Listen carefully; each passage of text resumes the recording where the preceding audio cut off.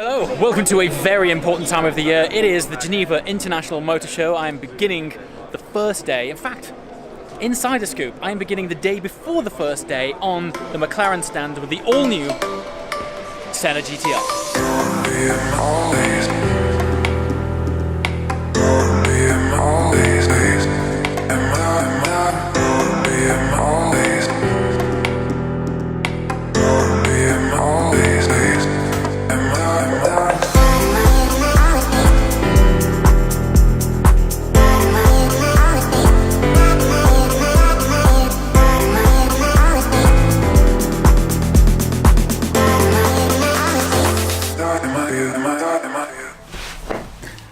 Okay, so I've decided to do my voiceover video from clearly my hotel room during the Geneva Motor Show. Reason being, the Motor Show is a very busy international show and basically my microphone's picking up loads of external sounds. But this is just a much easier place to come and talk to you about it in sort of crystal clear tone. Anyway, big event this year. It's all about the hypercars. Now we're here with a surprise from McLaren, which is the Senna GTR.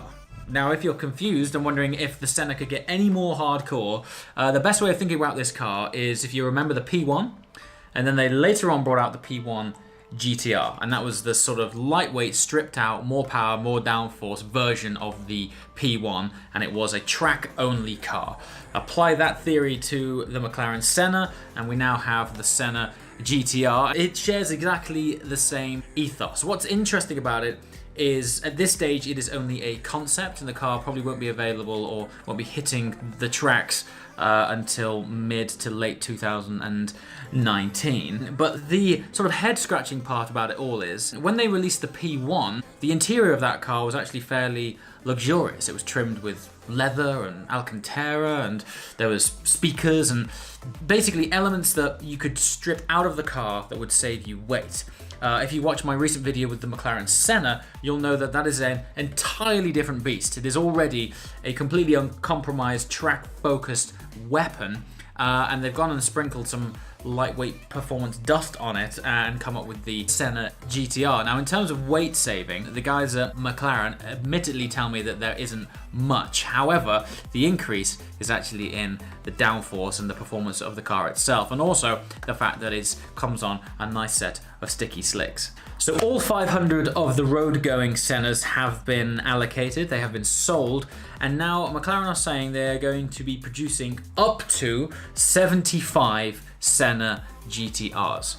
Each car is going to be £1 million plus local taxes. So if you live in Hong Kong, it's going to be very expensive. But the whole package is very much playing on aero and downforce. Overall, this car generates over 1,000 kilograms of downforce. Now at this stage, the Senna GTR is a concept car, but the guys from McLaren tell me that it's around about 90% complete, and other than some adjustments due to aero work, the car that we see right now is as the car will look, pretty much, give or take a few aero components when it eventually hits the track. It still shares the same 4-litre twin-turbo V8 engine out of the McLaren Senna, only power is upped. We don't have official figures right now, but it's going to be around about 825 PS versus the Senna's current 800. So not massive performance gains in terms of engine power, but when you add these things up, they become a greater effect than the sum of their parts. So a little bit more power, a little bit more weight saving, a lot more downforce. All of these things add up to be a real track attack machine. Now, to give you an idea of the aero package on this car, I'm going to overlay some shots of the standard Senna. I never thought those words would ever come out of my mouth so soon, the fact that a Senna could be referred to as being standard. But when you look at the front splitter of the GTR compared to the front splitter of the Senna, it does make the standard road-going Senna look a little bit tame. I was only filming with that car a few weeks ago, and I found myself saying that it was actually one of the craziest cars I've ever seen, and then here we are fast forwarding a few weeks later, and they've dropped this concept of the GTR, which has just elevated things to an entirely different level. So you're probably wondering, why have they gone and shown a concept of the car rather than the finished car itself? Well, actually, to To you and I, concepts are sort of nice to look at and very ooey and ahry. But for prospective clients, concepts are for McLaren to gauge interest. At this very event, at the Geneva Motor Show, when they take the cover off this car, there will be VIPs and clients lining up to say, I would like one of those, here's my letter of intent. Or not.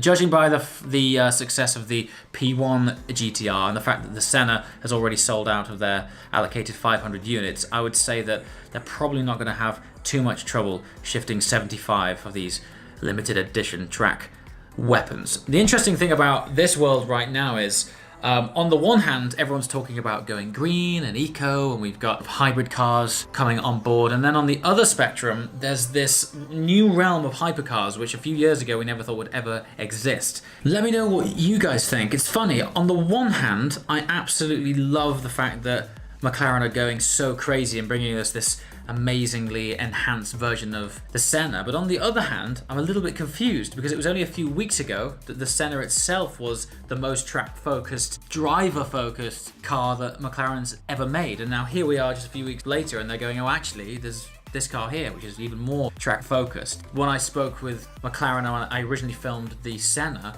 I was saying that the only thing that has compromised this car is the fact that it has to wear a set of number plates, and so just by the rules of the road, various things have to be in place in order to sort of tame that car down somewhat. But even still, you're gonna have to be a hell of a driver to be able to exploit the full potential of the standard Senna. So it's gonna be fascinating to see just how much they've been able to augment the Senna GTR just because of the lack of road rules. Let me know. Comments below. It's an interesting time to be in the car world, and this is just day one at the Geneva Motor Show, so lots more to come. As always, guys, thanks for watching. I shall see you next time. Ciao.